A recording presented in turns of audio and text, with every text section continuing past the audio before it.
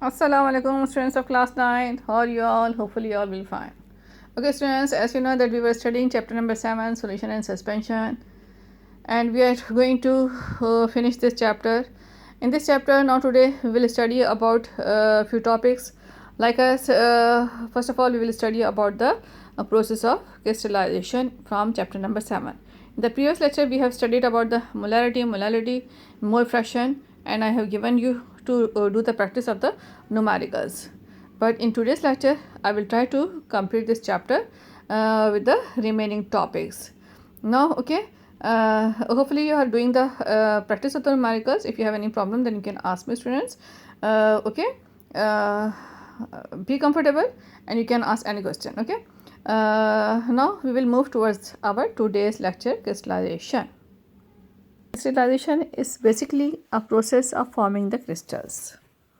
ठीक है, क्रिस्टलाइजेशन क्या है? एक ख़ास प्रोसेस है जिसके थ्रू हम क्रिस्टल्स को फॉर्म करते हैं. अच्छा, क्रिस्टल्स क्या होती हैं? Now what are the crystals? Crystals कैसे बनती हैं हम बाद में स्टडी करेंगे. पहले स्टडी कर लेते हैं हम कि क्रिस्टल्स होती क्या हैं. Crystals are homogeneous solids. ठीक है, क्रिस्टल्स आर होमोजेनस सॉलिड्स. क्या होती हैं? क्रिस्टल सॉलिड्स होती हैं. कैसे सॉलिड्स होती हैं? Homogeneous solids. What is mean by homogeneous solids? Homogeneous solids means same composition से बनी हुई. ठीक है, एक ही तरह की कंपोजिशन से बनी हुई.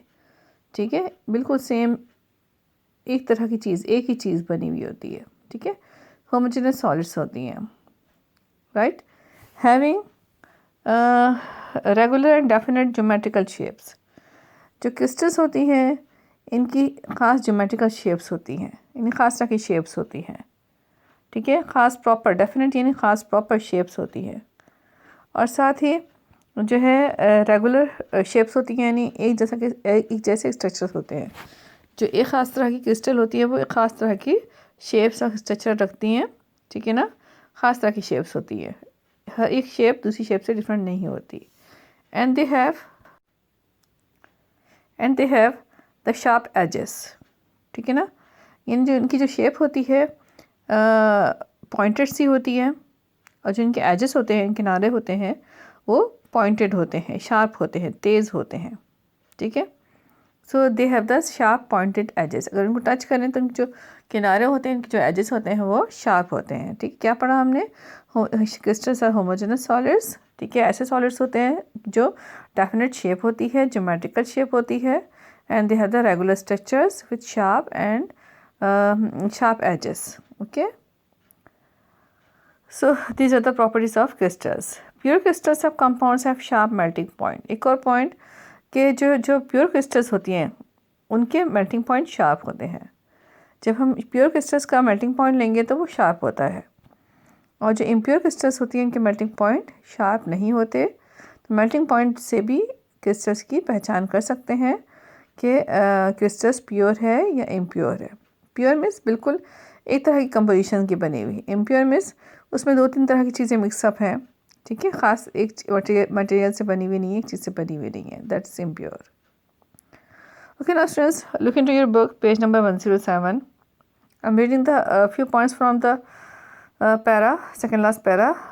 When a supersaturated solution of a solid is prepared at high temperature and allowed to cool down, then at lower temperature it cannot hold more solute in dissolved state. Some of these dissolved solute particles come out of solution in solid form having regular and definite geometrical shapes. These are called crystals. क्या होता है? Simply in simple wording कि जो crystallisation के लिए सबसे पहले तो हमें सुपर सैचुरेटेड सॉल्यूशन बनाना होता है. ठीक है, सुपर सैचुरेटेड सॉल्यूशन में आपको पता है कि इतनी सॉलिड की अमाउंट डालते हैं जो उसमें डिज़ोल्व नहीं होती है. ठीक है, जब हमने सुपर सैचुरेटेड सॉल्यूशन बना दिया लेकिन हम चाहते हैं कि सॉल्यूट उसमें डिज़ोल्व हो जाए, यानी सॉल्यूट सॉल्वेंट में डिज़ोल्व हो जाए, तो उसके लिए क्या करेंगे? We will do the heating. अब हम करेंगे हीटिंग. जब हम हीटिंग करेंगे तो जो सॉल्यूट है वो you know that heat is the energy, temperature is the energy, it is a form of energy, heat is that form of energy. तो टेम्परेचर की वजह से जो सॉल्यूट है उसमें डिज़ोल्व हो जाएगा. लेकिन जैसे ही टेम्परेचर कूल डाउन होगा, कम होगा, तो जो सॉलिड्स हैं वो डिफरेंट शेप्स में, डिफरेंट फॉर्म्स में जो है वो उनकी शेप्स, डिफरेंट शेप्स बनने लगेंगे उनकी, ठीक है, और सॉल्यूशन से बाहर आने लगेंगे, यानी उनका लेवल सेम, जैसे लिक्विड का लेवल एक प्लेन लेवल होता है, स्मूथ लेवल होता है, वैसा नहीं रहेगा, उस लेवल से वो बाहर आने लगेंगे और अपनी डिफरेंट शेप्स में नज़र आएंगे हमें, डिफरेंट ज्योमेट्रिकल रेगुलर शेप्स में, यानी ख़ास तरह की शेप्स में हमें नज़र आएंगे। रेगुलर शेप्स मीन्स ख़ास तरह के पॉइंटेड शेप्स में, रेगुलर शेप्स में नज़र आएंगे हमें वो, ठीक है। तो यानी क्रिस्टल्स जो बनती हैं सुपर सैचुरेटेड सॉल्यूशन से ही बनती हैं, लेकिन टेम्परेचर जब कूल डाउन होता है तो उनकी शेप्स हमें वो हमें डिफरेंट ज्योमेट्रिकल शेप्स में नज़र आती हैं, ठीक है। तो इन्हें क्या कहते हैं, इन्हें हम कहते हैं क्रिस्टल्स, ठीक है। So the process in which dissolve solute comes out of solution and forms crystal is called crystallization, यानी ऐसा प्रोसेस जिसमें कि जो सोल्यूट डिज़ोल्व हो चुका था, यानी जब हमने टेम्परेचर प्रोवाइड किया तो सोल्यूट तो डिज़ोल्व हो गया सुपर सैचुरेटेड सॉल्यूशन में, ठीक है। सुपर सैचुरेटेड सॉल्यूशन में हमने सोल्यूट को टेम्परेचर इंक्रीज करके डिज़ोल्व कर दिया, लेकिन जब टेम्परेचर हमने डिक्रीज़ किया तो जो सोल्यूट डिज़ोल्व हो गया था वो डिफरेंट शेप में सोल्यूशन से बाहर आने लगा, ठीक है, डिफरेंट शेप, ज्योमेट्रिकल शेप में बाहर आने लगा। तो इस जो प्रोसेस को हम कहते हैं crystallisation. Okay, students, I'm repeating. Before before making the before making the crystals, we need to make the supersaturated solution. When we will make the supersaturated solution, then we will heat up it to dissolve the solute. When we provide the temperature, the solute will dissolve into the solvent. But as the temperature will decrease, okay, the solute will come out in different geometrical shapes with sharp edges and with regular shapes or faces. It will come out from the solution and it will be called as the process of crystallization. And these sharp shapes and geometrical shapes and they will be called as the crystals, ठीक है।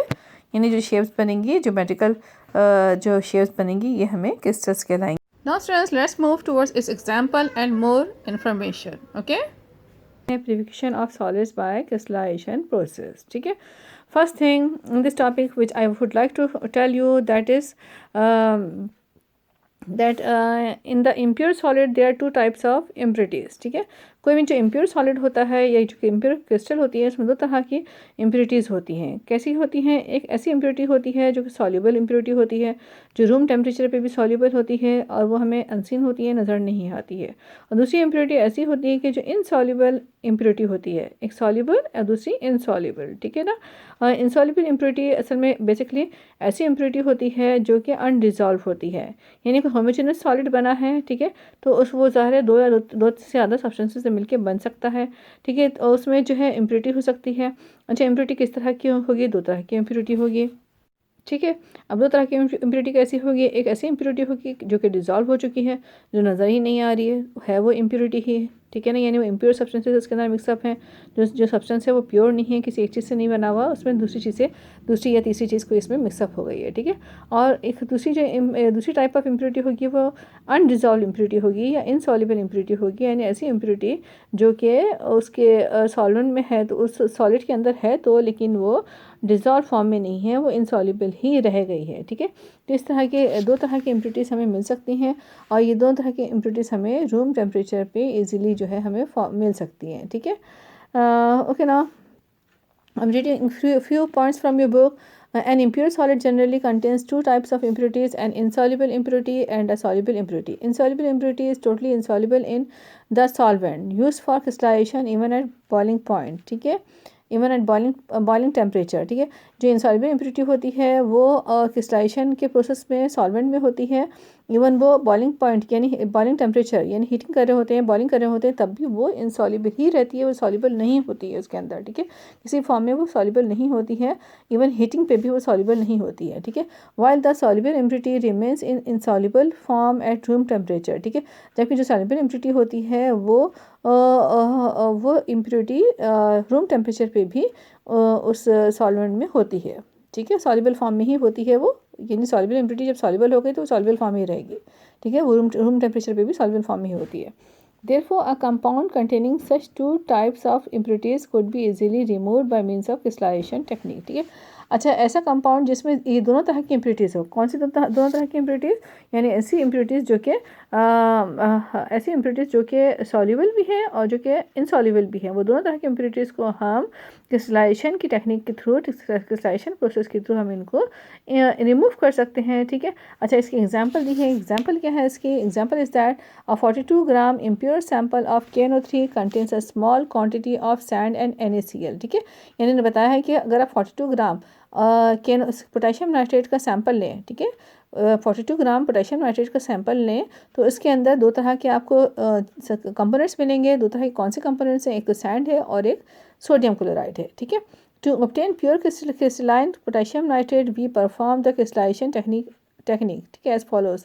अब हम अगर चाहते हैं कि हमें जो है पोटेशियम नाइट्रेट की जो है बिल्कुल प्योर क्रिस्टल्स मिल जाए, क्रिस्टलाइन फॉर्म मिल जाए पोटेशियम नाइट्रेट की, तो हमें क्रिस्टलाइजेशन प्रोसेस करना पड़ेगा। उसके थ्रू हम जो है इम्प्योर पोटेशियम नाइट्रेट से by the process of crystallization we can gain the pure potassium nitrate crystals. Okay, अच्छा अब जो प्रोसेस है कि हम किस तरह से इम्प्योर पोटेशियम नाइट्रेट क्रिस्टल से pure potassium nitrate crystal gain कर सकते हैं, इसका प्रोसेस कुछ इस तरह से है। क्रिस्टलाइजेशन का प्रोसेस इस तरह से है कि आपको क्या करना होगा? सबसे पहले एक बीकर लेना होगा, उस बीकर में 50 ml वाटर लेना होगा। ठीक है, आपने बीकर लिया, उसमें 50 ml वाटर लिया। ठीक है, उसमें आपने 40 ग्राम पोटेशियम नाइट्रेट का इम्प्योर सैंपल डाल दिया। ठीक है, क्या डाल दिया आपने? पोटेशियम नाइट्रेट का सैंपल डाल दिया जो कि 40 ग्राम है। ठीक है, 40 ग्राम पोटेशियम नाइट्रेट। ठीक है, आपने 40 ग्राम पोटेशियम नाइट्रेट ऐड कर दिया उसमें, और आपने फिर उसको स्ट्रिंग की, ग्लास रॉड की हेल्प से आपने स्ट्रिंग की। अच्छा स्ट्रिंग की तो जितना डिज़ोल्व हो जाए होना है वो डिज़ोल्व हो जाएगा, और जो डिज़ोल्व ना हो उसके लिए आप क्या करें? उसके लिए आप बीकर को हीटिंग करें। हीटिंग कहाँ तक करनी है आपने?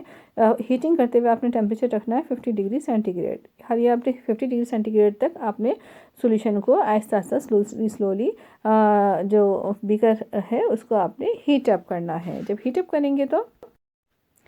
करेंगे तो क्या होगा? जो सोल्यूट है वो बहुत सारा सोल्यूट जो है, मैक्सिमम सोल्यूट जो है वो सॉल्वेंट में डिज़ोल्व हो जाएगा 50 डिग्री सेंटीग्रेड टेम्परेचर पर। ठीक है, अच्छा फिर आपने क्या करना है? Stir the solution at this temperature till most of solid is dissolve. ठीक है, आपने स्ट्रिंग करती रहना है, साथ साथ आपने स्ट्रिंग कर ठीक है, आपने साथ साथ स्टीरिंग करते रहना है ताकि जो है सॉल्यूशन जल्दी से डिज़ोल्व हो जाए, सॉल्यूट जो है जल्दी से डिज़ोल्व हो जाए, सही से डिज़ोल्व हो जाए। ठीक है, फिर आपने क्या करना है? Filter the hot solution and collect the filtered in a beaker.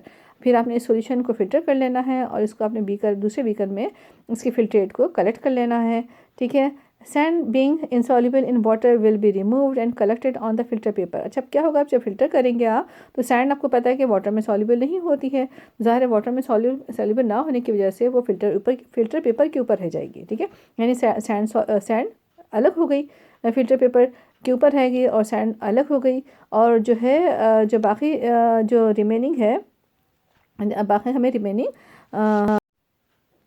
हमें रिमेनिंग जो है फिल्ट्रेट मिल गया, यानी सैंड फिल्टर पेपर पे अलग हो गई, फिल्टर पेपर भी मिल गई आपको, और जो है जो दूसरे बीकर में जो फिल्ट्रेट मिला है वो उसको आपने अलग कर लिया, उसको आपने कूल डाउन किया। ठीक है ना, उस फिल्ट्रेट को जब हम कूल डाउन करेंगे तो हमें क्रिस्टल्स मिल जाएंगी पोटेशियम नाइट्रेट की। ठीक है, कुछ देर बाद जब वो कूल डाउन हो जाएगा तो पोटेशियम नाइट्रेट की क्रिस्टल्स उसमें बनना शुरू हो जाएगी, वो बन जाएंगे।